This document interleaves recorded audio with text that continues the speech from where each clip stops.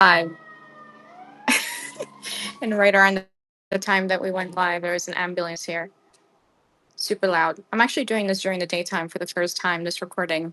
And I usually don't do this during the daytime because of the amount of noise that will get recorded for many reasons. But I am going to try not to make this too long.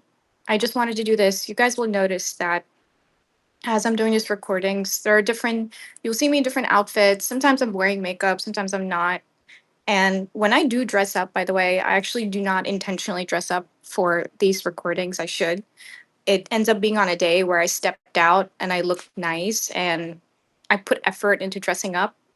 And I end up using it for the videos. So, I don't dress fancy or nice every day. Actually, I dress like a bum most days.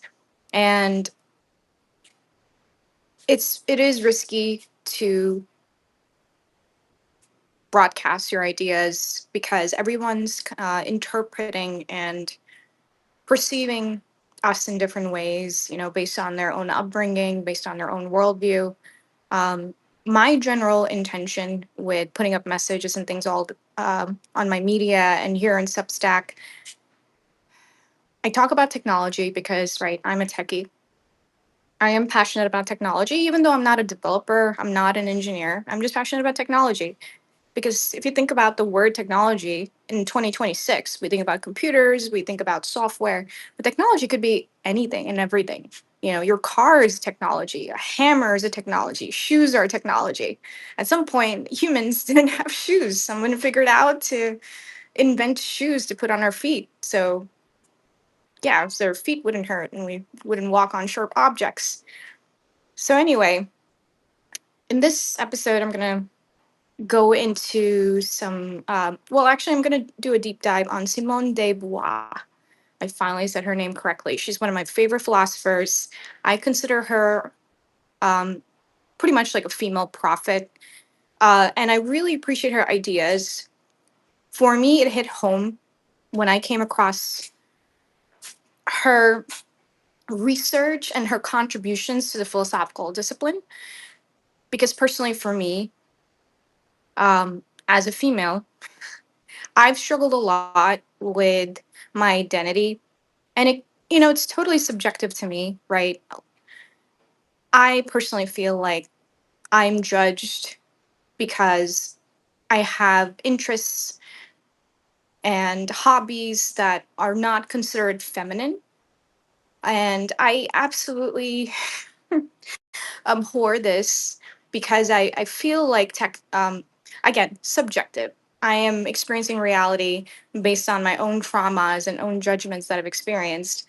I feel like if I display, characteristics of intellectualism, or if I have hobbies like lifting weights, I'm categorized and boxed as masculine, and I'm just human, right? Women are human too. It's okay for us to be into weightlifting and other disciplines, and it should not be boxed as, oh, this hobby is only for men. And that's why I really admire Simone de Beauvoir.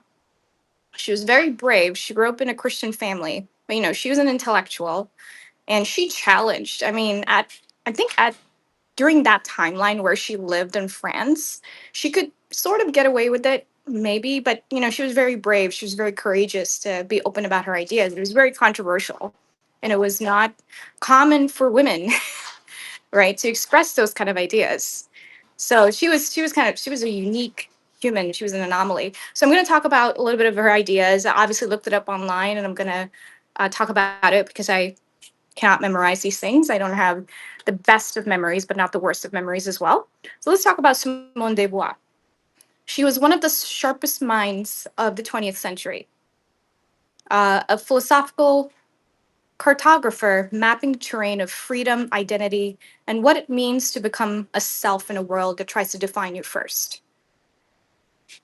So here's a distilled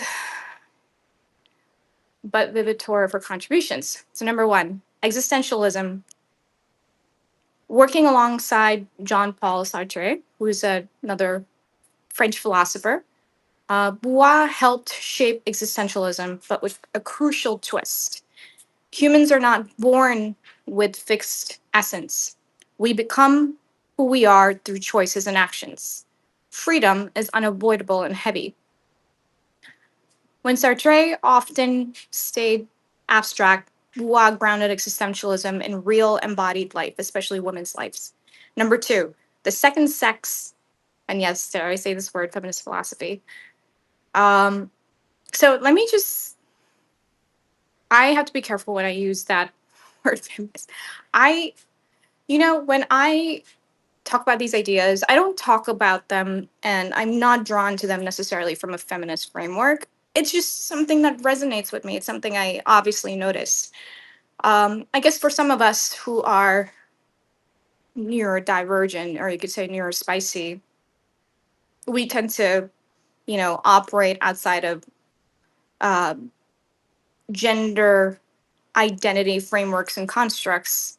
And depending on, who the observer is, and they may be judging that and what their again, their exposure to certain ideas. So what I like about the second sex is Bois really dissects that and breaks that down.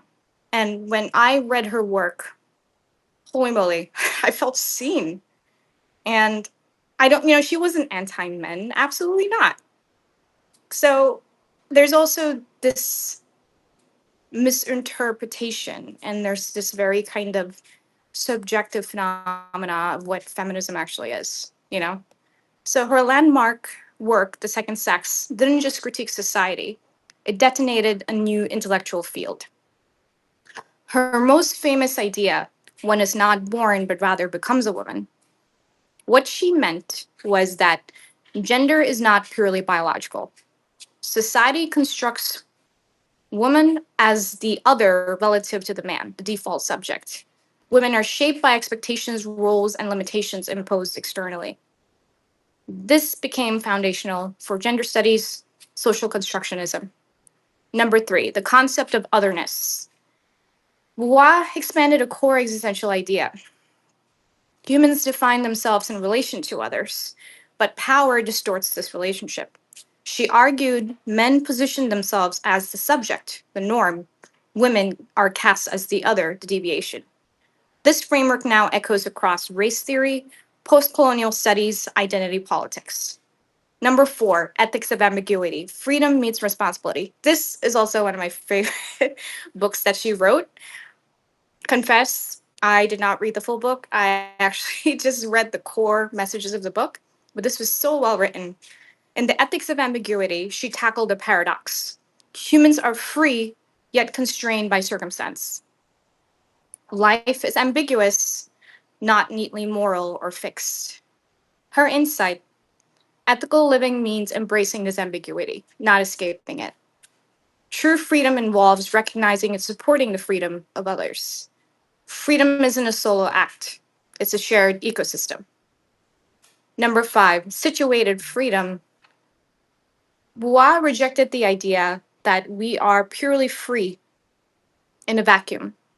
Instead, we are shaped by history, culture, gender, class, but still responsible for what we do within those constraints. Think of it like you didn't choose the stage, but you're still writing your lines.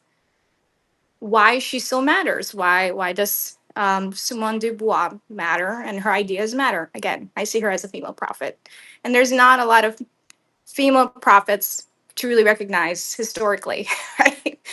Do you guys notice this? There's mostly male prophets. Women are just not seen as prophet, I don't know, worthy or prophet level. Feminism and gender theory, Bois' work quietly underpins much of modern thought. Debates about identity and social roles, questions of autonomy and systems of power, even AI ethics. Who defines whom? Who's the subject versus the object? All right, coming to a conclusion. So, in one sentence, Simone de Beauvoir revealed that identity is not destiny. It's a dynamic negotiation between freedom, society, and the courage to become. I and also I just want to say that, In no means do I consider myself a profound scholar of some kind. Like I, mentioned my Substack, my social medias. I'm an independent researcher. I just share ideas that interest me, that deeply touch me. Um, so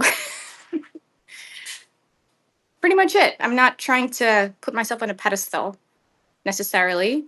So I don't want you guys to think that I'm some PhD student. I kind of wish I was. I just can't afford to partake in any PhD program right now. But yeah, thank you for tuning in. Just wanted to share that. And if you have any comments, thoughts to share. And I see there's a couple people that actually joined my live today because I normally do these really late at night. Like I said, it's because it's less noisy. It's not much ruckus in the apartment and it's quiet. So thank you for tuning in. Now I know that if I do this during the day, people will actually join my live. For those that have joined, hello. And stay tuned for my next episode. Peace.